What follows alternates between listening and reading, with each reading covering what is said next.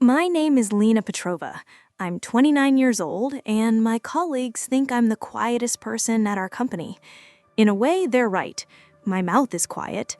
My mind, however, is the loudest, most chaotic, and most beautiful room I've ever known. But wait, before we dive into this story of secret projects and sweet revenge, I need your help to keep this channel going. For us to continue bringing you stories like this every single day, your engagement is the only payment we ask for. It costs you nothing, just a single second, but for us, it makes all the difference. So, stop everything right now and smash that like button hard. If you aren't part of our legion of stories yet, subscribe and hit the bell so you don't miss a thing. And so I know how far our stories are reaching, comment down below what city and state you're watching from. I want to get to know every single one of you. Done? Awesome. Now, get ready.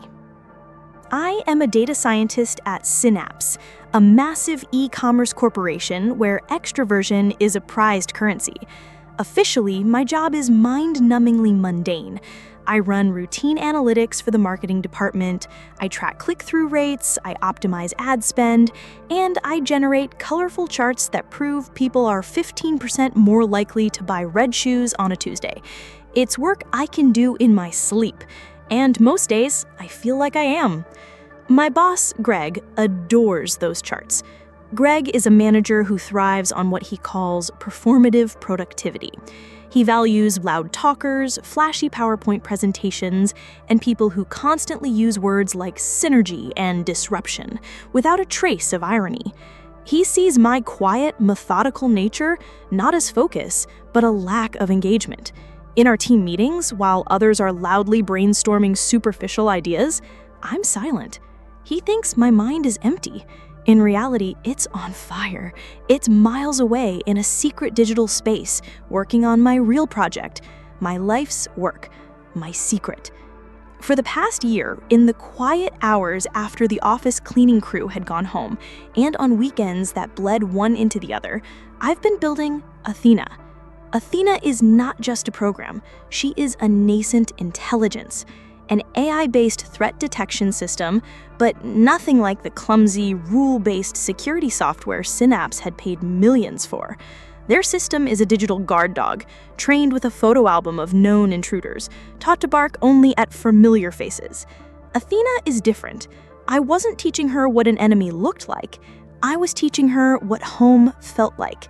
For months, I fed her petabytes of the company's archival data. Every network log, every transaction history, every employee access pattern. I taught her to understand the normal, chaotic, beautiful rhythm of our digital ecosystem. Her job wasn't to look for monsters. It was to notice when a single note in the symphony was out of tune. She was designed to catch the threats no one had ever seen before. She was my ghost in the machine. Last month, she spoke for the first time, not with words, but with a pattern. She flagged a tiny, harmless data packet anomaly from our Singapore office, a packet that was technically valid, but behaved in a way that was 0.01% different than the millions before it. It was nothing, a digital hiccup. But it was a connection that no human or existing software could have ever made. She was learning. She was thinking. Greg, of course, knew nothing of this. He just saw me as the quiet girl in the corner who didn't contribute enough buzzwords to the morning stand-up. In a recent performance review, he wrote that I lacked the proactive visibility required for advancement. He called me into his office this morning. It was sterile and bright, decorated with motivational posters that said things like, "Think outside the box," and "Move fast and break things." He said, "Lena," not even bothering to make eye contact, just staring at some metric on his screen. "We need to talk about your performance. Your output is low, your code commit frequency is the lowest on the team, your visibility on team projects is non-existent. Frankly, you're not a culture fit for our fast-paced, high-visibility team."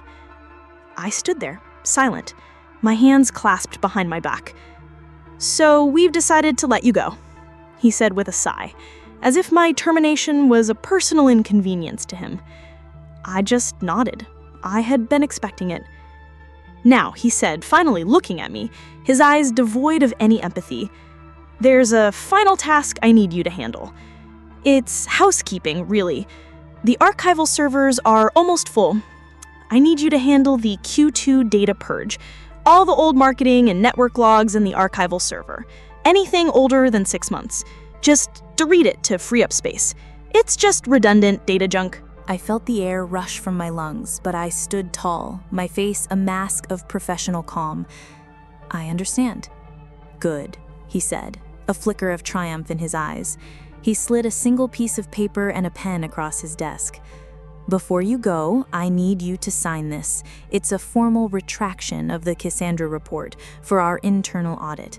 It states, and I quote, 'The findings were inconclusive and based on flawed speculative methodology, and that the threat level was grossly overstated. It's your last chance to demonstrate you can be a team player, for the sake of your future references.'" It was a threat wrapped in corporate jargon. He wasn't just firing me, he was forcing me to gaslight myself, to call my own expertise a lie, to salt the earth of my career on my way out. "Sign it, Chloe," he ordered, "and then you can go clean out your desk. HR is waiting." I walked back to my cubicle in a daze. The office, usually a symphony of clicking keyboards and quiet conversation, sounded muffled and distant. My colleagues, even the ones I'd shared lunch with, suddenly found their shoes fascinating as I passed. I was an outcast. I sat down, the retraction letter feeling like a lead weight in my hand. I looked at the small photo of my father and me on my desk, taken years before he got sick. I felt a wave of shame. With a heavy heart, I opened a new document and began to type the words that would betray everything I stood for. I, Chloe Jensen, formally retract the findings. It was around 11 a.m. when the office itself began to feel wrong. The lights flickered. The usually reliable Wi-Fi became sluggish. The payment system on the high-tech coffee machine in the break room went down, sparking complaints on Slack. Small, annoying glitches. But I knew these weren't glitches. They were symptoms, the tremors before the earthquake. I looked at my personal diagnostic screen. Anomalous read-write requests in sector Gamma 7. It was the first step, my first step, from the Cassandra report. The ghost was in the machine. I deleted the retraction letter. Instead, I opened another folder on my desktop, one Mark had never seen. It was labeled Project Cassandra Containment Protocol. Then the main alarms shrieked to life, a piercing digital wail that shattered the Monday morning calm. The next hour was a symphony of professionally managed chaos. I watched from my desk as people ran past my cubicle, shouting into phones.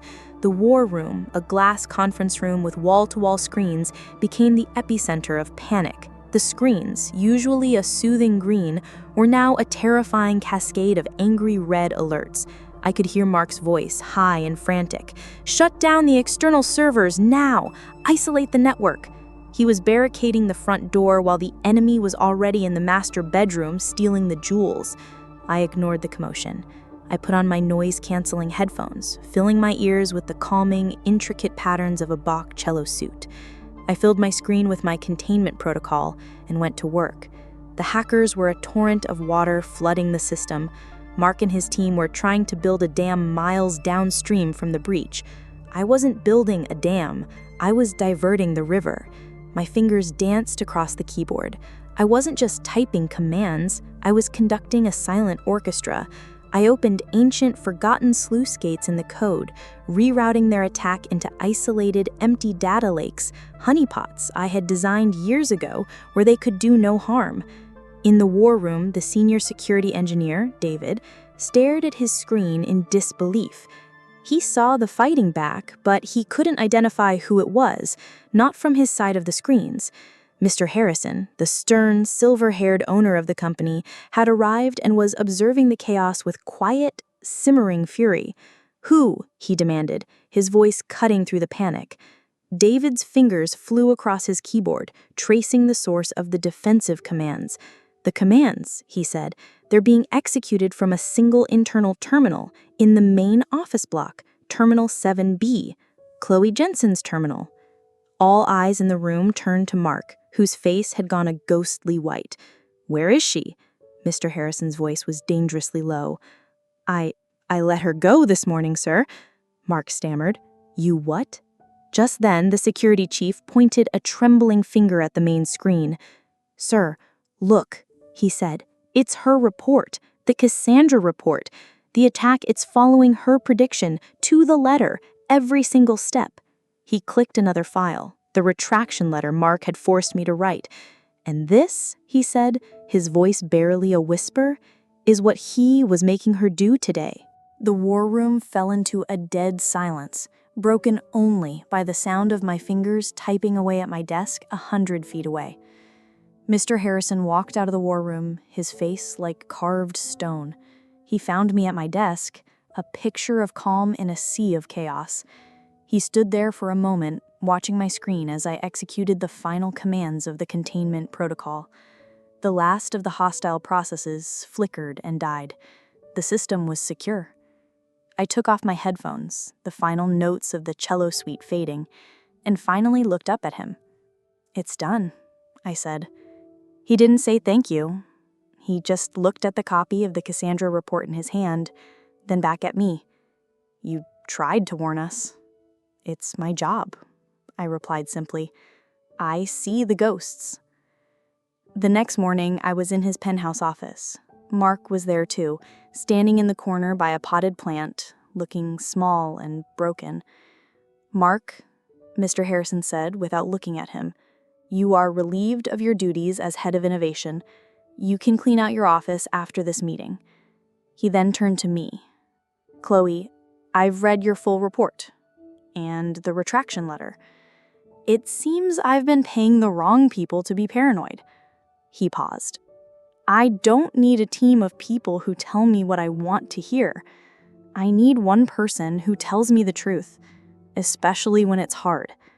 The position of Chief Technology Officer is yours, effective immediately."